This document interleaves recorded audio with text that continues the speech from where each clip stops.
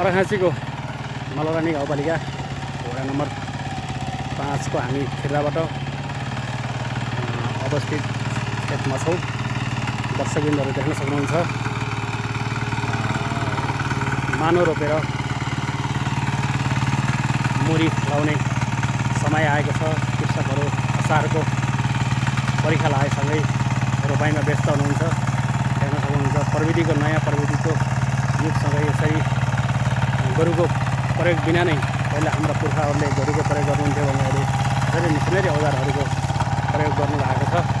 तसर्थ हामीहरूले यसरी देख्न सक्छौँ मिसिनको प्रयोग गरी छिटो छरिटो काम सम्पन्न र थोरै खर्चमा काम पुरा हुने भएको कारणले गर्दाखेरि मिसिनको प्रयोग गरिएको छ।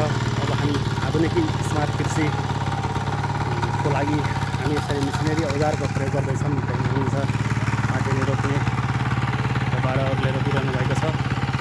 तर हाम्रो देख्दै हुन्छ कि यहाँ अङ्कलले ठुलो खोल्दै हुनुहुन्छ भने उहाँ अङ्कलले फौरो लगाउँदै हुनुहुन्छ। त्यसर्थ हामी एउटा देख्न सक्नुहुन्छ दर्शकबिन हाम्रो बुद्धिराम भुषाल खनालजी हुनुहुन्छ।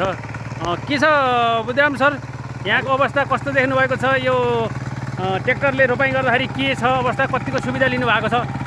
एकदम सुविधा राम्रो। हजुर गोरुले भन्दा सुविधा।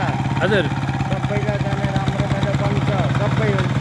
भनेपछि गोरु पाल्न पर्ने अवस्था छैन अहिले, हेर्नु छैन? गोरु पाल्ने अवस्था चलाउन सकिन्छ र यो ठिक गर्न सकिन्छ भन्ने अवस्था छैन। हजुर, भनेपछि वर्षभरि गोरु पालेर रोपाइँ गर्नको आवश्यक छैन, ट्र्याक्टर भए सामान्य रोपाइँ गर्न सकिन्छ। तर के भने घरका मान्छेले ट्र्याक्टर मालिकले चाहिने ट्र्याक्टर चाहिने छोटा मोटा काम चाहिने गर्न पर्यो।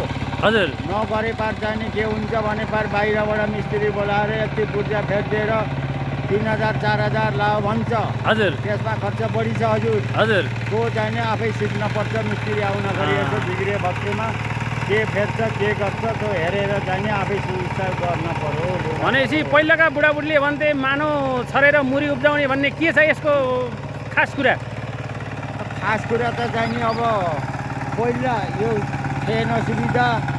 हजुर, अहिले चाहिने पहिला खालि गोरुको सुविधा गोरुले गर्थे त्यो थियो। अहिले अर्को प्रकारको सुविधा भनेपछि अरू एकदम ठिक छैन सर? एकदम। हस्, धन्यवाद।